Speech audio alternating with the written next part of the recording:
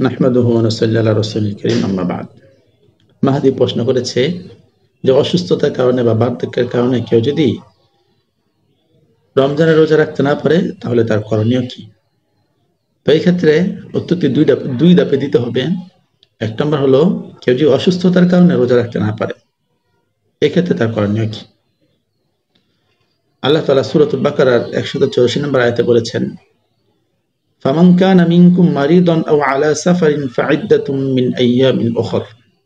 তোমাদের কেউ যদি অসুস্থতার কারণে অথবা সফরে থাকার কারণে রোজা রাখতে না পারে তাহলে সে অন্য সময়ে রোজাগুলো পূরণ করে নেবে। তো কেউ যদি অসুস্থতার কারণে বা সফরে থাকার কারণে রোজা রাখতে না পারে, যখন সে সুস্থ হবে তখন সে রোজাগুলা কাজা করে নেবে, আদায় করে নেবে, তাহলে তার দায়িত্ব পুরো হয়ে যাবে।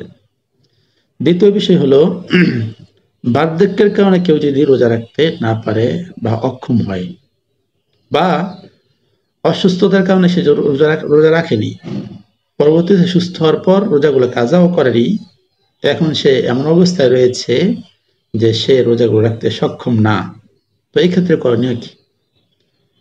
তো এই উভয় ক্ষেত্রে করণীয় হলো সে ফিদিয়া আদায় করবে। আল্লাহ তাআলা সূরা বাকারার 184 নম্বর আয়াতে বলেছেন, ওয়া আলাল্লাযীনা ইউতীকুনাহু ফিদিয়াতুন তুআমু মিসকিন। যারা রোজা রাখতে সক্ষম না তাদের জন্য করণীয় হলো তারা ফিদিয়া দিবে, মিসকিনকে খাওয়াবে। তো এই ক্ষেত্রে সে একটি রোজার বিনিময়ে, একটি রোজার পরিবর্তে সে একজন মিসকিনকে 2 বেলা পেট ভরে খাওয়াবে, তৃপ্তি সহকারে খানা খাওয়াবে, একটা সিস্টেম। দ্বিতীয় হলো, কেউ যদি খানা খাওয়াতে অসুবিধা হয় তার জন্য দ্বিতীয় একটা অপশন রয়েছে, সেটা হলো সে চাইলে 2.5 কেজি গম, চাউল বা তার মূল্য, একটি রোজার বিনিময়ে 2.5 কেজি গম বা চাউল বা তার মূল্য কোন একজন মিসকিনকে, দরিদ্র লোককে দিয়ে দিবে।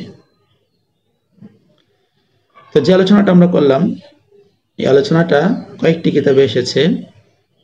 এক নম্বর হলো কোরআনে পাকে এসেছে সূরা বাকারা আয়াত নম্বর 184। 2 নম্বর হলো আহকামুল কোরআন লিল জাসসাস, এটাতে এসেছে 1 নম্বর খণ্ড 176 নম্বর পৃষ্ঠা, মারিফুল কোরআনের 90 নম্বর পৃষ্ঠার মধ্যে এসেছে।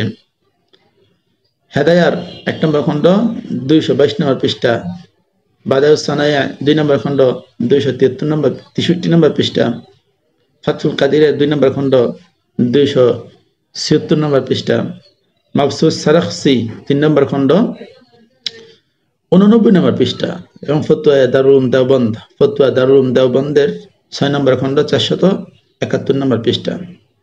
তো এই ক্ষেত্রে নিসফে সয় যে কথাটা বলেছি, মানে 2.5 কেজির যে কথাটা বলেছি, এটা হলো নিসফে স এর হিসাব অনুপাতে।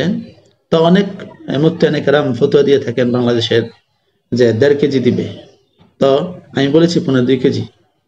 কারণ হলো, এই মতপার্থক্যের কারণ হলো যে স এর পরিমাপ নিয়ে মতপার্থক্য রয়েছে।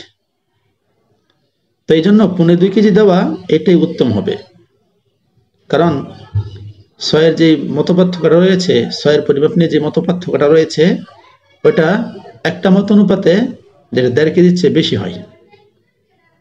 তো এই জন্য 2.5 কেজি দিয়ে দেওয়া আমাদের ভারতবর্ষের উলামায়ে কেরাম এটারই ফতোয়া দিয়ে থাকে। আল্লাহ তাআলা আমাদেরকে বুঝার তৌফিক দান করুক, আমল করার তৌফিক দান করুক। আসসালামু আলাইকুম।